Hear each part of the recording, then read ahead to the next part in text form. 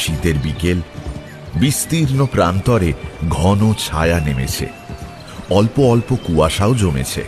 Rail লাইনের দুধারে মটর ক্ষেত, শীতল সান্ধ্য বাতাসে তাজা মটর শাকের স্নিগ্ধ সুগন্ধে কেমন যেন মনে হলো যে জীবন আরম্ভ করতে যাচ্ছি তা বড় নির্জন হবে।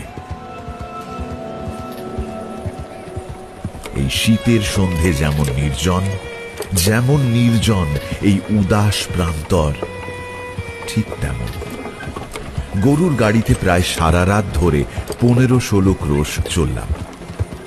জানতাম না এখানে এত ভয়ানক শীত।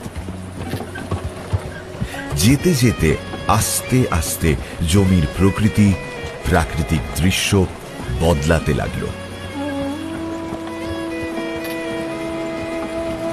ক্ষেত খামার নেই, বস্তি লোকালয়ও বড় একটা দেখা যায় না।